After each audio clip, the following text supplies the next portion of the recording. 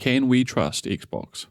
Let me start off by showing you this. When Tango wants to go do Hi-Fi, when everybody probably thought they were doing Evil Within 3, I want to give the teams the creative platform to go and push their ability, push their aspirations. Xbox closes down Tango Gameworks a year after the release of Hi-Fi Rush. In terms of our commitment to the game, absolutely. The team at Arkane is on taking the near-term feedback. We're still working on the 60 frames per second.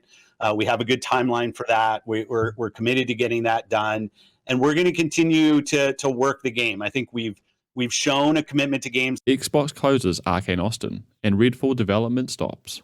Matt Booty, after a town hall meeting the day after closing Tango Gameworks, we need smaller games that give us prestige and awards. Hi-Fi Rush had over 3 million players, was nominated for a number of game awards, and won BAFTAs, praising its art direction and music. After the release of Hi-Fi Rush, Aaron Greenberg, the VP of Marketing at Xbox, had this to say: Hi-Fi Rush was a breakout hit for us, and our players in all key measurements and expectations. We couldn't be happier with what the team at Tango Gameworks delivered with this surprise release. Back in 2016, Xbox closed Lionhead Studios after a failed push into live service and vowed to learn from its mistakes. We acquired Lionhead in 2006, shut it down in 2016. A couple years later, we reflected back on that experience. What did we learn? How do we not repeat our same mistakes? You acquire a studio for what they're great at now, and your job is to help them accelerate how they do what they do, not them accelerate what you do. A lesson that Xbox did not seem to learn. Lionhead and Arkane Austin's journey were very similar. A game studio acquired by Xbox thrust into a live service direction. A studio known for a particular genre was unhappy with the shift to live service, and therefore struggled, was left to its own devices despite pushback from the troubled company, and suffered the same fate of closure. Despite Xbox vowing to not repeat its same mistakes with Lionhead Studios, they walked that same path again just a few years later with Arkane Austin. As you can see, this is not the first time that Xbox has said one thing, and then their actions discredit any previous statements. The cycle is repeating itself, and looks like it may continue, with many mentioning that as much as it pains me to say it, if Hellblade 2 does not perform well, then Ninja Theory may be the next on the chopping block. A pretty heavy intro, I know, but one that sets the stage in what we are looking into today, and the news that has hit the gaming industry.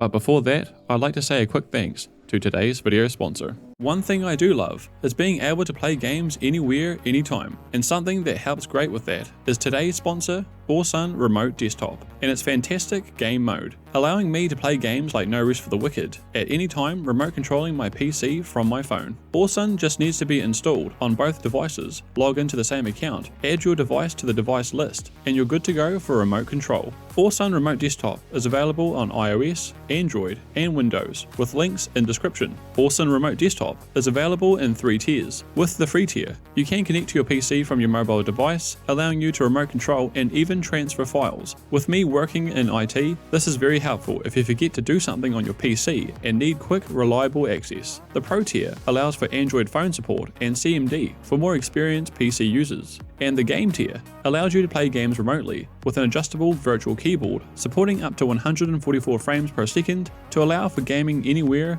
anytime.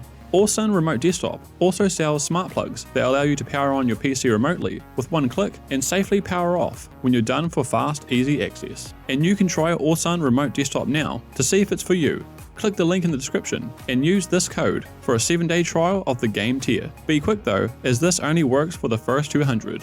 And if you enjoy it, Force Remote Desktop is having a sale with Game and Pro tiers, 40% off. Force Remote Desktop is a quick and easy way to play games remotely, and thanks to Austin for sponsoring this video. Now the games industry has been hit with some pretty heavy news. 4 studios have been closed by Xbox. These studios are Arkane Austin, Tango Gameworks, Alpha Dog Studios, and Roundhouse Games. Arkane Austin, known for Dishonored, Prey, and Redfall. Tango Gameworks, known for The Evil Within, Ghostwire Tokyo, and Hi-Fi Rush. Alpha Dog Studios, a mobile developer, and a step in Microsoft's mobile dev ambitions. And Roundhouse Games, formerly Human Head Studios, who had assisted Xbox with a number of releases.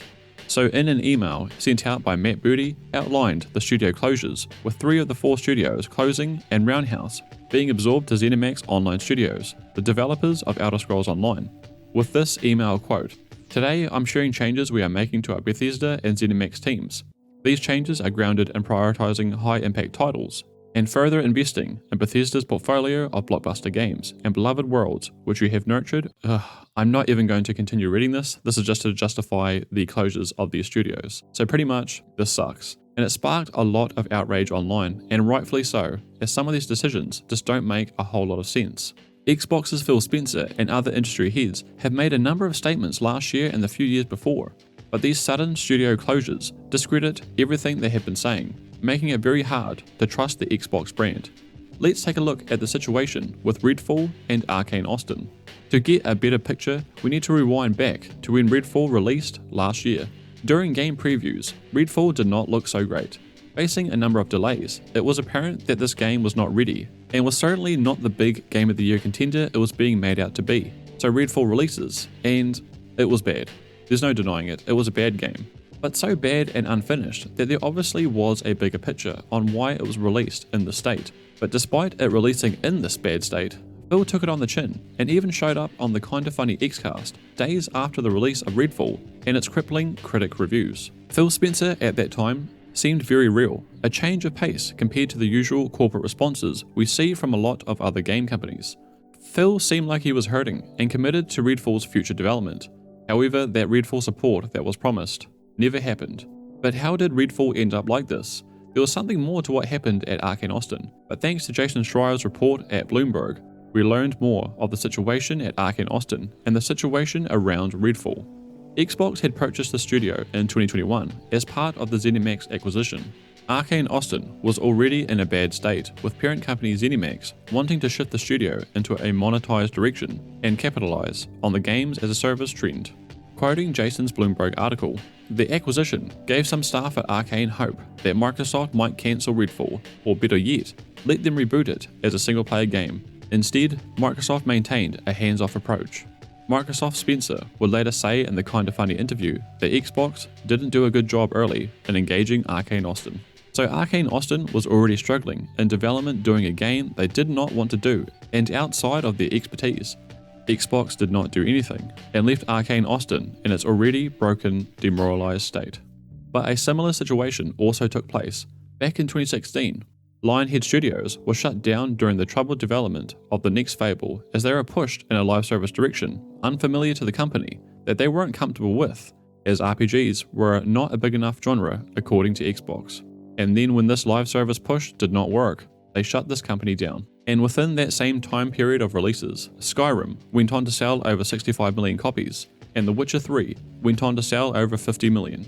Two games in the single-player RPG genre that Xbox deemed as not big enough. As quoted and covered by Eurogamer, it was Microsoft's idea in around 2012, 6 years after it had bought the once independent studio, to shift from the single-player RPGs it was known for, to a free-to-play, live service multiplayer game in Fable Legends.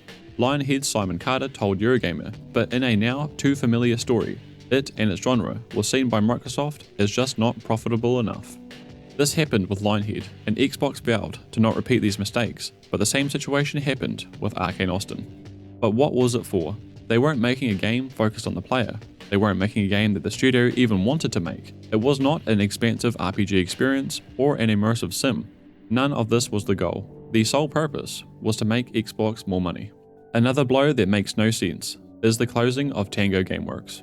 Tango Gameworks was doing well. They released a new IP with over 3 million players, not massive numbers, but still a great amount, as well as critical praise and winning multiple awards. And as previously mentioned, Hifi Rush hit all key measurements and expectations for Xbox on release. So if considered a success, why the studio closure? And to make matters worse, a day after during a town hall meeting at Xbox, Matt Booty said, "We need smaller games that give us prestige and awards." Where could they find a smaller game? A game that wins awards, a game that gets prestige as a fresh new IP. Another puzzling thing is Xbox has always wanted a bigger presence in the Japan gaming market. Tango Gameworks was the first step in this direction. A Phill Spencer quote, "I've talked for a long time about our desire to have more of a first-party presence in Japan. This is a great step there." After acquiring Tango Gameworks back in 2021. Xbox has always struggled in the Japan gaming market, but in the past few years had been putting in a lot of effort working with developers and seeing Japan develop games such as Like a Dragon, Persona, and the Tales series, all coming to Game Pass. The closure of Tango Gameworks is the complete opposite of all the work they have been doing.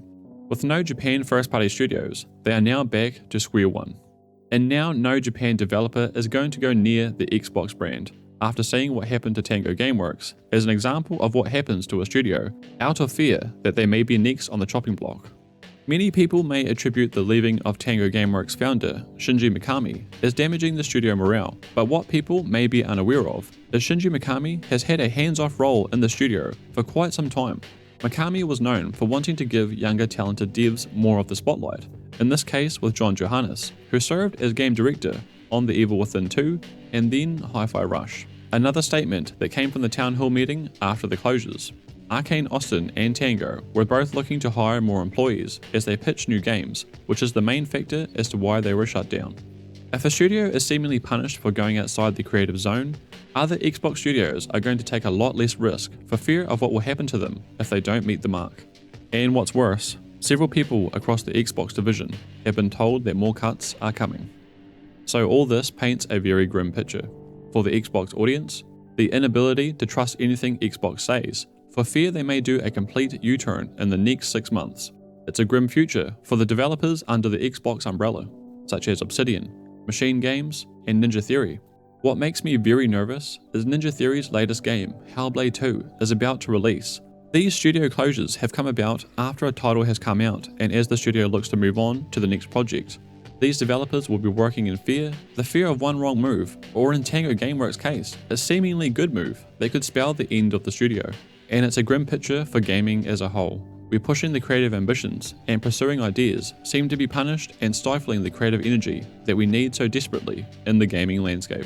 It is a tough time for Xbox and gaming as a whole, but let's hope this doesn't last. But as history has shown, the next big closure might be right around the corner. You acquire a studio for what they're great at now, and your job is to help them accelerate how they do what they do, not them accelerate what you do. Do you trust Xbox?